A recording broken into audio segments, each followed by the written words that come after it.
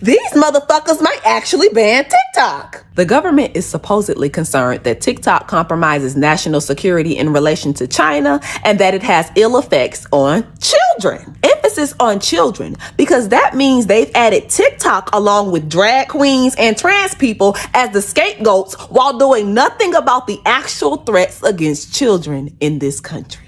We live in a country where child marriage is legal in 43 out of 50 states, and nearly half of those states require no minimum age. We live in a country that doesn't allow minors to vote because we recognize that they don't have the wisdom, but 13-year-olds can be sent to adult prisons. We live in a country where, from Gabrielle Fernandez to the thousands of teenage girls running away from abusive homes right into the arms of traffickers, child protective services are broken. We live in a country where teachers, the people that are responsible for guiding children through their formative years, are overworked, underpaid, and might have to shield their students from bullets. There are 11 million children living in poverty in a country that allocates billions to keeping brown children in cages. Last on a list that could go on for days, we live in a country where black children are the most likely to be arrested, suspended, expelled, and killed, and they're the primary demographic filling up schools that are too poor for textbooks. So at this point, if the government is truly concerned that drag queens and TikTok are harmful to children, then why not resort to what y'all do when they're getting shot in math class? Send some thoughts and motherfucking prayers.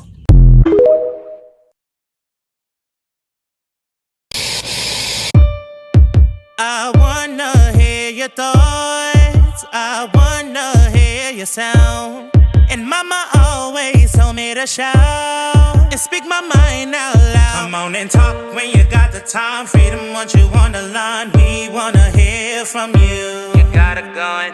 Let your voice shine, platform yours is not just mine. We wanna hear from you. You got it going. Talk to me, talk to me, talk to me, talk to me. You're gonna shine. Talk to me, talk to me, talk to me, talk to me. You're gonna shine.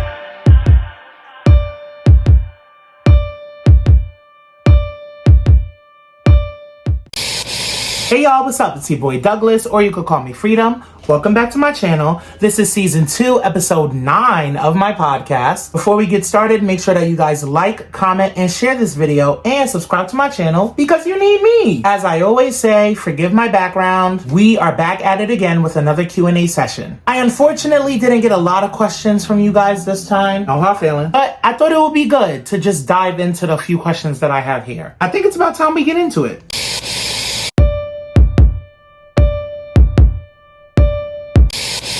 Okay, so we're gonna start with our first question. What is something new for you as of recently? Nothing really. I haven't really been doing too much. Oh my God, hold on, let me pause this. Did y'all meet Piggy? This is my newest plush to answer the question. I haven't really been doing anything really new with my life. I mean, nothing's really been going on in my life other than producing content and stuff for you guys. I haven't really been up to anything new. Okay, next question. How are you doing? I actually was just telling my therapist about this the other day, but I've been having these feelings of just feeling blank. Not happy, not sad, just feeling blank. I don't know where the feelings really come from. I think it's just, other than school, I would say that my life doesn't really have too much structure in it. So lately I've just been trying to find ways of keeping myself occupied and, you know, just as happy as I could be. Not that I haven't been happy, but, you know, basically keeping myself as happy as I want to be. I've been doing this just really by listening to music.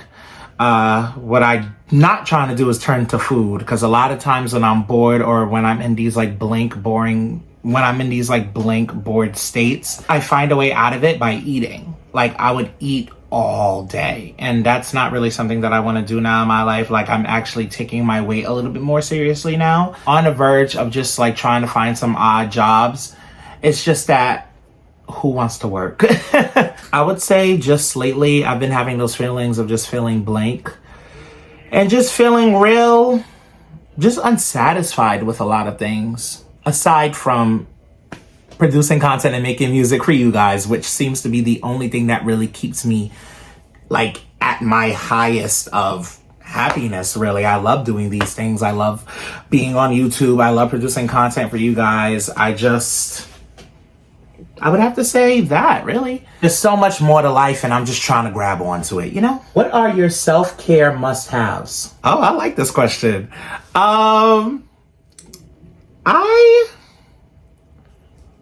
So when I was younger, this is tea, but when I was younger, I had these things called spa Sundays. Because my mom always told me that Sundays was like her peaceful day. If you knew my mother, you could not bother her on Sundays. On Sundays, she wanted her day to be peaceful. And I decided, you know, probably I could do that for a Sunday. I would usually take one Sunday, it'll probably be like every couple of weeks or so, not literally every Sunday, to take a bath or meditate or, you know, go for a walk outside. Like, I would do things to keep myself peaceful for Sundays. This is actually my first time really speaking about this. I've always kept this to myself. But I used to have these things called spa Sundays when I was younger, and I stopped that once I got older. I don't know why. I think I just grew out of it. But as of right now, believe it or not, I don't really have a lot of self-care habits, at least not consciously. The only thing I could really think of is listening to music. You know, music really moves me, and I would wake up at 6 a.m. and listen to music. Like, I just love music. And specifically, one thing that actually did help me from like escaping that blank feeling of just boredom and emptiness the other day was listening to mad music. I've been currently streaming the shit out of Melanie Martinez's new album. Melanie Martinez's music just puts me in a whole nother realm of existence, and I love it. She really takes me on a journey with her work. I'm a big fan, big earthling. Stream portals because it's good for y'all soul. Listening to music has allowed me to like really feel happy the other day. I know I'm saying it like I'm ever so shocked, like I'm a musical person, but as cliche as it may sound, music really helps me escape a lot of my problems. When I got bullied, I turned to music. When my mom passed, like, I immediately turned to music. Music helps me escape a lot of what I'm going through. So if that's a self-care must-have, then so be it. This is also what I could consider another one of my self-care must-haves. I'm gonna show you guys. I don't know what they're called literally, but I got those little like incense thingies where like you light up one of these cones. And they have cones for like different moods that you're in. Like if you just want to relax, stuff like that. There's different cones for different things, different colors, different smells. They smell amazing, by the way. You take a cone out of this bag and you place it on top right here. And you just got to get like some type of like lighter or something just to light it. And then the incense, it starts lighting up and then it comes out here, kind of like a waterfall. And it's really, really cool. I've seen these all over Instagram and I had to get them. I also use this a lot just to relax. It really helps create a great aroma in my room, a great energy, a great relaxation vibe that I'm looking for. And it also just smells amazing. So if y'all want these, I'm gonna leave the link for this in the description below. Are you gonna put out more music? Absolutely. The thing with music is I go with the flow with it a lot. Not only do I love, first of all, shout out to the love you guys have gave Quarantine Studio Remix. That's one. And shout out to my god sister Quay. Quay, I love you. I was just telling a couple of my friends the other day that I really loved the fact that I was kind of able to complete a goal that I had set for myself back last summer. A couple of weeks after my mom passed, I was writing a lot of music.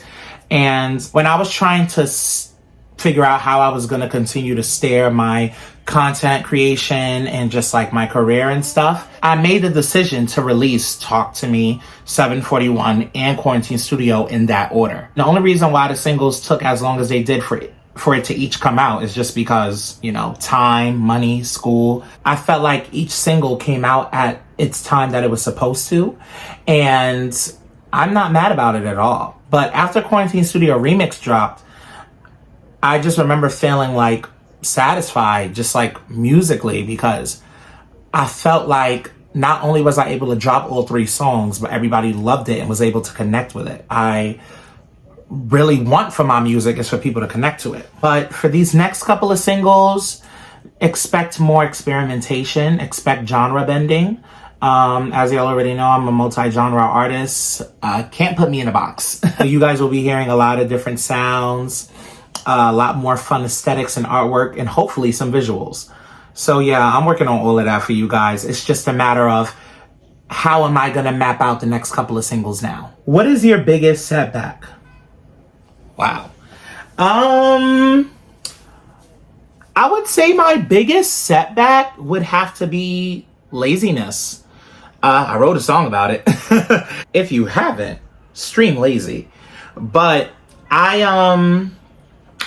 laziness. I have a habit of just being really lazy. A lot of times I don't feel like doing anything. Stuff that I'm actually supposed to be doing now in my life, I haven't really made the effort to do yet just because of lack of motivation. Specifically when it comes to just music, whether it's my own or music that I study, I do find practicing a huge necessity. I benefit a lot from it.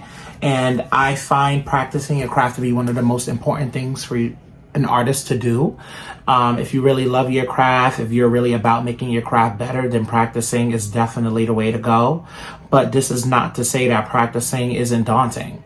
And a lot of the times I find myself really hating to practice. But I always find out that once I get the product or see the product of what I worked for, it was definitely worth it. But since I was younger, I've had this huge